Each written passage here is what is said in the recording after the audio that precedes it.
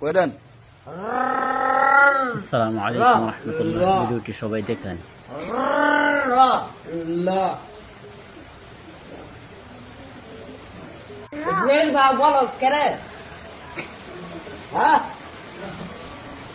বাড়ি কই দেন।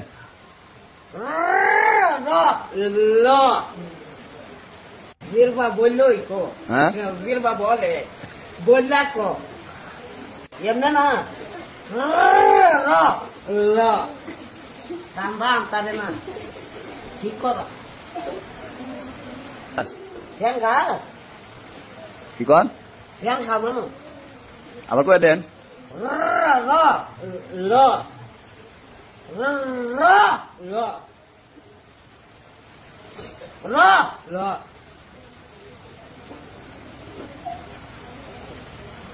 এটা ঠিক নাই।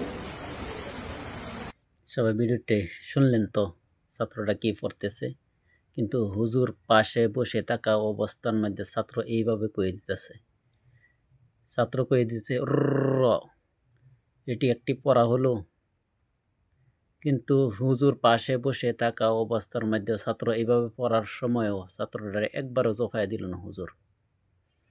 কতক্ষণ পরে পরে কইতে আপনি কয়ে দেন। কি কয়ে দিত? ছাত্রটাকে কমসে কম হুজুরের জফানি উচিত ছিল। হুজুরের ভিডিও বানাইতেছে বসে বসে, ছাত্ররা পড়তেছে, হুজুরে হাসি মজাক করতেছে, এই পড়া নিয়ে হাসি মজাক করতেছে, মানুষের কাছে এই ভিডিও ছড়াইয়া দিতেছে। এই হুজুরের কাছে মানুষে কি শিখবো, ছাত্ররা কি শিখবো, এটা আপনারা একবার চিন্তা করে দেখেন। সবার কাছে আমার অনুরোধ রইল যাতে ভিডিওটি সবাই বেশি বেশি করে শেয়ার করে দিবেন, আর এই হুজুরের কাছে যে পৌঁছে যায়, যাতে এই হুজুরে এই বাচ্চাটার মতন, এই ছাত্রটার মতন এরকম ক্ষুদ্র জ্ঞান লইয়া যে হুজুর আর না ঘুরে। আমার এই তৈরি কবার আছে যাতে হুজুরের জ্ঞানটা একটু ছাত্রের থেকে ভালো হয়। কারণ ছাত্র কিছু বেকল সাজের দেখা যাওয়ার পরে দেও হুজুরের কর্তব্য হয়েছে ছাত্রটাকে জফাইয়া দেওয়া।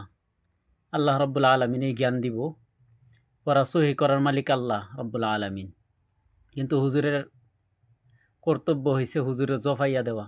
আশা করি হুজুরের কাছে এই ভিডিওটা দিয়ে যায়, তে হুজুরে বুঝতে পারবে।